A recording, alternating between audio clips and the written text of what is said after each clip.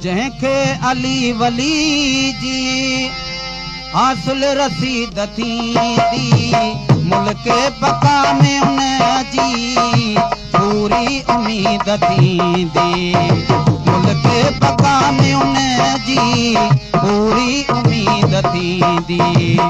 जंहिंखे अली वली जी हासिल रसीद थींदी, मुल्क बका में उन जी पूरी उम्मीद थींदी। जंहिंखे अली वली जी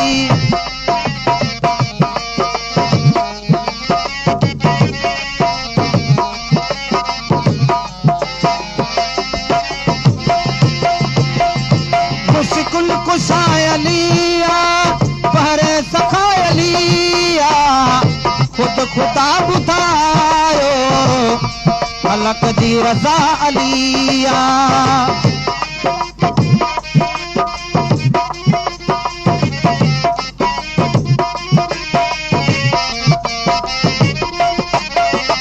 मुश्किल कुशायलिया पर सखायलिया खुद मुस्तफा बुधायो हक जी रज़ा अली।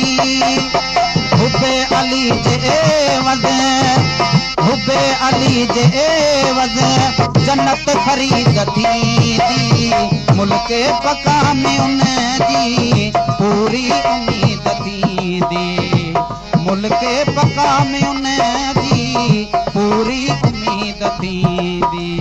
जंहिंखे अली वली जी हासिल रसीद थींदी, जंहिंखे अली वली जी हासिल रसीद थींदी, मुल्क बका में उन जी पूरी उम्मीद थींदी। जंहिंखे अली वली जी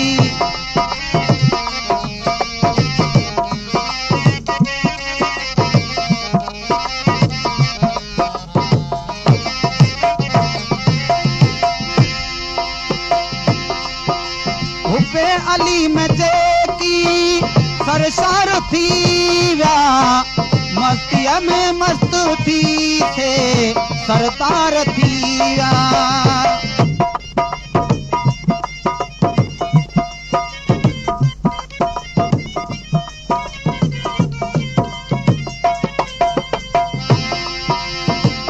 ख़ास फरमाइश कई आहे क़सीदे लाइ जानण हुजण साउंड ऑपरेटर।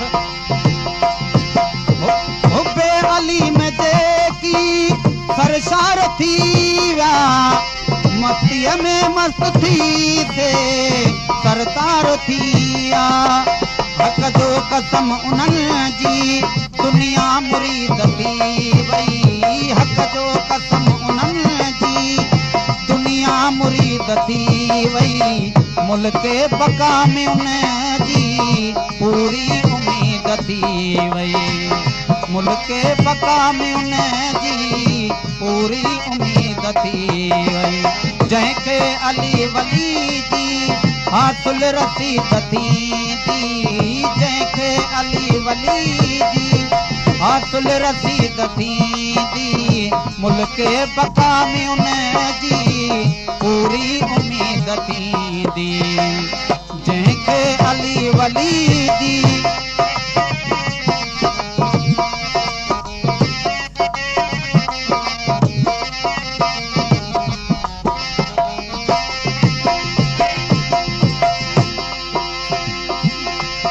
अथई जे दिल जिगर में दम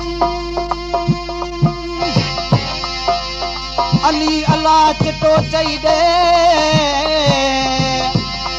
इन दावा तेरा मोकुम अली अल्लाह चिटो चई दे। मैं पी जे मतल आहीं इन रंग में जे रतल आहीं,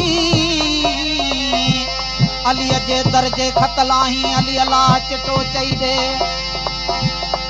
उथी एजाज़ थी अज़र हणी नारो यो अकबर, कपी मंसूर खां दम भर अली अल्लाह चिटो चई दे। अथई जे दिल जिगर में दम अली अल्लाह चिटो चई दे, इन दावा तेरा मोकम अली अल्लाह चिटो चई दे। हक़ खां कुफर जा पर्दा आख़िरत दूर थी वेंदा कौनैन में मुजाहिद नूरी ज़हूर थींदा